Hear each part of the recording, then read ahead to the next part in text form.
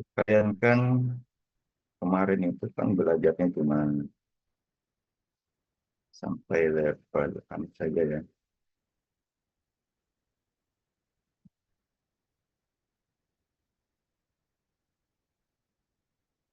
Sampai mau membaca. Kalian tidak diteruskan untuk tahu cara baca. Nah, sampai seperti itu ya.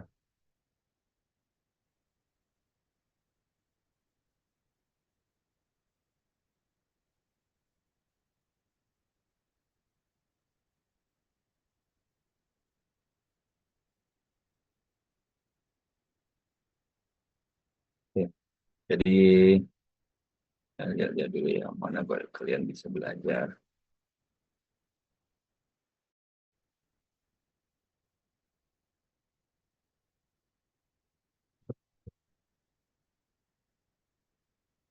Ya, nah nanti kalau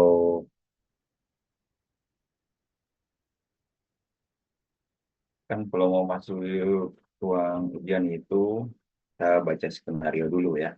Nah, di skenario itu sebenarnya itu sudah harus kita memikirkan apa yang diinginkan ya dari skenario tersebut ya. Dari skenario tersebut. Jadi karena kalian sudah paham ini mau masuk ke station misalkan radiologi ya, berarti sudah bisa pikirkan ya apa-apa yang kemungkinannya ya. Tidak jauh dari PSL ya. Ya harus tetap berpedoman dengan PSL ya. Jadi anamnesis, kemudian pemeriksaan ya, kemudian eh, apa-apa saja ya, apa saja densitas ya dari pemeriksaan. Jadi intinya kalian tidak sampai harus membaca ya apa interpretasi. Jadi itu bukan tujuannya ya. Intinya bukan tujuan kalian itu di CS1 untuk interpretasi ya. Karena masih tahap awal, paling penting itu pelajari itu teknik anamnesis ya. Anamnesis terutama nanti ya sesuai urutan-urutannya ya. Urutan sangat ditekankan itu urutan ya. Walaupun semua lengkap poin-poinnya, tapi kalau yang harusnya dia pertama muncul terakhir, nah itu nilai poinnya beda ya sesuai urutan. Jadi silakan buka kembali PSE ya mengenai anamnesis, mulai dari identitas, keluhan utama, ya konsep, kemudian gejala lain atau riwayat ya, apakah pernah berobat, kemudian juga memberikan biasanya mengkonfirmasi ulang ya pada mencocokkan kembali ya pada pasiennya. Nah, itu di tahap kalian sebenarnya itu yang penting ya. Itu yang penting. Jadi anamnesisnya harus tepat, kemudian harus berurut ya. Nanti sesuaikan dengan keluhan saja mau apa keluhannya, misalkan nyeri dada ya. Tanyakan itu ya sisa kalian buat hafal ya. Hafalkan pertanyaan apa yang akan kalian ajukan terkait keluhan tersebut ya. Pertanyaan itu tidak akan berubah ya, menyesuaikan kondisi keluhan utama. Pastikan itu ya, tidak boleh salah untuk anamnesis. Kemudian kalau pasiennya mengatakan batuk, nyeri dada, atau sesak dan sebagainya, tentu itu pemeriksaan ya. Nah, pemeriksaan itu yang relevan adalah pemeriksaan radiologi ya. Nanti usulkan pemeriksaan atau toraks ya, atau radiografi toraks. Tuh ya. Nah, setelah kalian dikasih file filmnya, ya, file filmnya, nah tugas kalian itu adalah mengidentifikasi, memverifikasi, ada dua yang penting di situ ya, mengenai identitas, kemudian juga interpretasi. Jadi itu ya, ada dua tugas kalian di terkait dengan foto ini ya, pemeriksaan ini.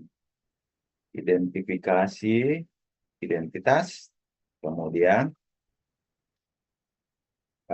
interpretasi densitas. Jadi identitas dan densitas itu saja. Ya. Nah, apa yang dimaksud dengan identitas? Ya, tentu kalian akan berskenario. Kita tentukan dulu, mencocokkan ya nama pasien dengan nama yang tertera di file foto, misalkan ya. Tuh, jadi mulai dari nama, konfirmasi tanggal lahir ya, melihat apa sudah benar laki-laki perempuan. Tuh. Kemudian tentukan juga bahwa kita melihat penanda, penanda atau marker ya. Di sini lihat markernya. Nah, ini markernya ya. Nah, ini R, artinya ini ada di sisi kanan ya. Nah, jadi ini semua ada sisi kanan. Itu R, right ya. Kita tentukan penandanya ya. Boleh juga kalau misalkan ada R atau R, salah satunya saja biasa ya. Bisa jadi L ya. Nah, dia yang dipasang oleh petugas gerak ya. Nah, setelah itu filmnya tentu kalian letakkan di dan selip ya di lightbox ya. Sambil kalian pasang di lightbox, sambil kalian bercerita ya. Kita mengatur film lightbox ya dengan diibaratkan pasien berhadapan dengan pemeriksa. Jadi kalau kita OCS itu sebenarnya adalah kita mengkolaborasi antara uh, verbal dan motorik ya, sambil bicara sambil kerjakan, jangan cuma salah satunya ya. Kalau saya posnya begitu ya, sambil bicara sambil kerjakan. Saya memposisikan foto ini pada lightbox dengan mengibaratkan pasien berhadapan dengan pemeriksa. Sisi kanannya berada di sisi kiri saya, sisi kirinya sejajar dengan sisi kanan saya. Nah, begitu ya. Jadi kita bercerita ya. Setelah identitas selesai, tadi ya identitasnya ya nama, umur, tanggal lahir, apalagi ya, jenis kelamin, penanda, kemudian mengatur foto. Selesai ya.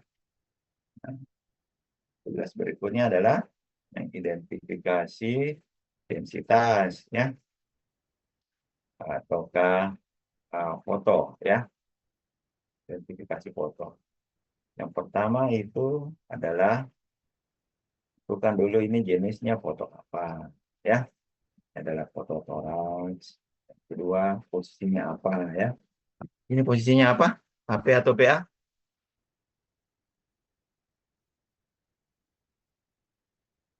ada yang tahu? Kami dokter PA AP. dokter. PA ya. Oke, PA. Kalau AP ini contohnya, ini juga PA. Oh ini AP, ini jelas AP ya.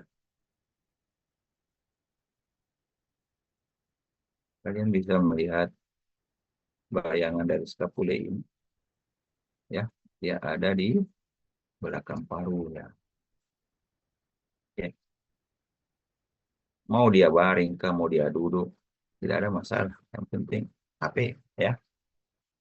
Nah, kalau yang ini ya, kita lihat ya bahwa ini skapulanya cenderung keluar ya, cenderung keluar. Itulah ya, ini adalah eksorotasi namanya ya, dia mengarah keluar. Setelah itu kita kalian tentukan, maka tahap berikutnya adalah densitasnya. Ada berapa densitas yang ditahu sudah diajar sama R,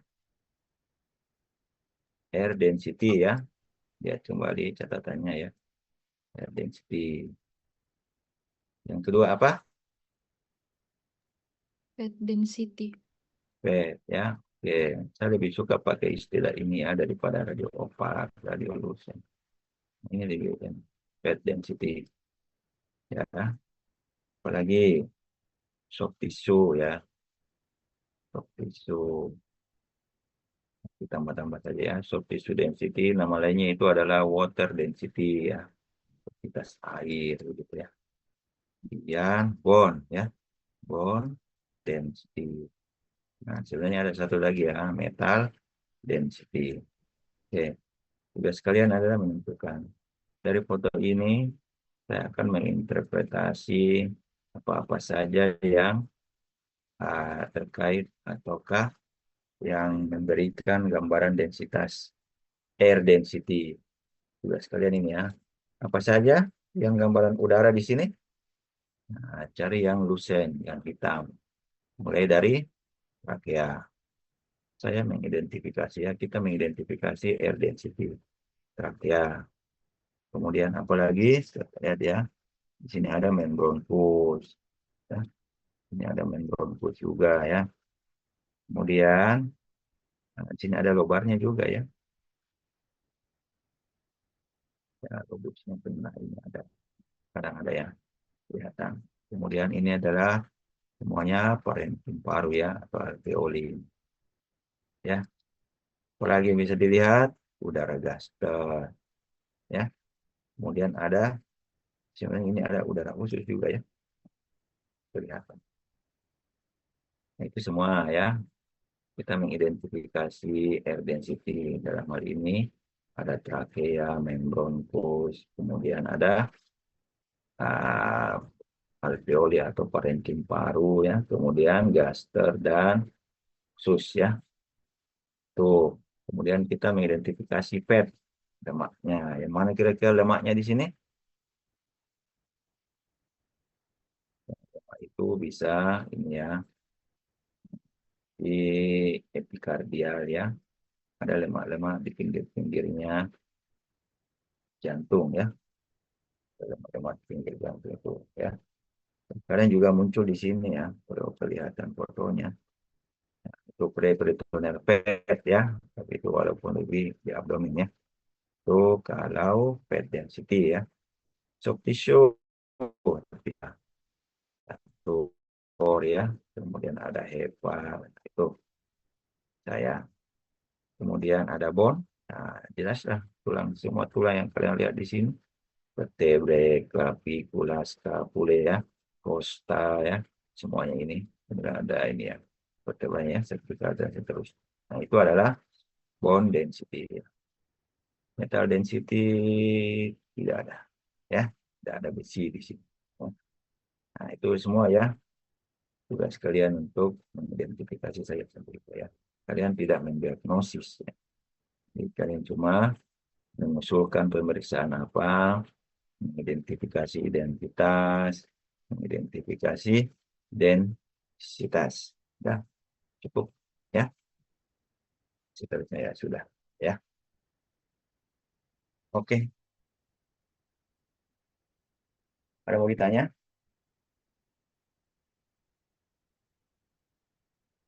Itu saja ya. Di anamnesis, kemudian usulkan apa, kemudian identitas dan densitas. Itu saja urutan-urutannya ya. Jangan lupa anamnesisnya berurut. Ya. Oke, kira itu silakan belajar lagi. Fotoradiologi selalu ada di ruang diskusi. Silakan dilihat lagi ya. Tapi Untuk dokter melihat. izin bertanya. Ya, Tapi dokter izin bertanya kalau misalnya nanti pada gambar itu setelah kita identifikasi ini air density, fat density, soft tissue sama bone, terus normal di semua dokter tetap dibacakan itu semuanya dalam batas normal dok atau bagaimana? kalian tidak diinstruksikan mengatakan ini normal atau ini ada penyakit ya. Jangan dipikirkan itu ya. Tidak ada bahasa untuk kalian mau normal mau apa. Bukan itu tujuan dari instruksi. Lihat instruksi. Tapi Instruksinya iya tidak baik dok. akan mengatakan apa diagnosa. Bukan level kalian ya. Jadi situ. kalian masih di tahap awal. Oke. Tapi ya baik dokter, terima kasih banyak dokter. Ya, nanti ulang-ulang belajar di ruang diskusi ya. Boleh masuk di situ belajar. Oke, cukup ya. Silakan belajar lagi. Dan tutup.